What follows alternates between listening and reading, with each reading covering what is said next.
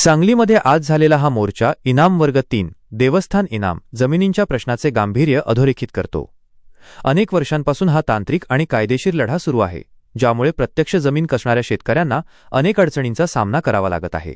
तुम्ही दिलेल्या माहितीनुसार या आंदोलनाचे मुख्य पैलू खालीलप्रमाणे आहेत। आंदोलनाचे प्रमुख मुद्दे आणि मागण्या: जमीन मालकी हक्क इनाम वर्ग 3 मधील जमिनींची नोंद प्रत्यक्ष कसणाऱ्या शेतकऱ्यांच्या नावे करण्यात यावी।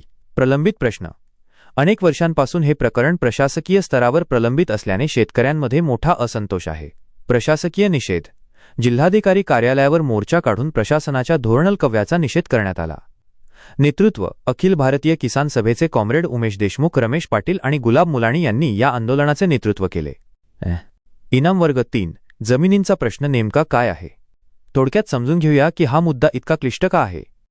1. देवस्थान जमिनी: या जमिनी ऐतिहासिक काळापासून धार्मिक संस्था किंवा देवस्थानांना देखभालीसाठी सनद म्हणून देण्यात आल्या होत्या। 2. कसणाऱ्यांचे अधिकार: या जमिनी अनेक पिढ्यांपासून शेतकरी कसत आहेत, परंतु सातबाऱ्यावर मालक म्हणून देवस्थानाचे किंवा सरकारचे नाव असल्याने शेतकऱ्यांना त्यावर कर्ज घेता येत नाही किंवा शासनाच्या योजनांचा लाभ घेता येत नाही।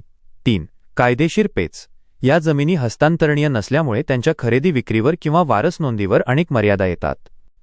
महत्त्वाची टीप: जर प्रशासनाने यावर लवकर सकारात्मक निर्णय घेतला नाही तर आंदोलकांनी तीव्र आंदोलनाचा इशारा दिला आहे, ज्यामुळे येणाऱ्या काळात हा प्रश्न राजकीय आणि सामाजिकदृष्ट्या अधिक तापण्याची शक्यता आहे। मी तुम्हाला यात 2016 पासून आपण महाराष्ट्र सरकारबरोबर या संबंधी बैठका करतोय, मागणी करतोय। अनेक वेळेला आपण मुंबईला मोर्चे काढले, लॉकमार्च काढले, महामुकाम आंदोलन केलं आणि त्याच्यामध्ये हे सगळ्या मागण्या घेऊन केल्यामुळे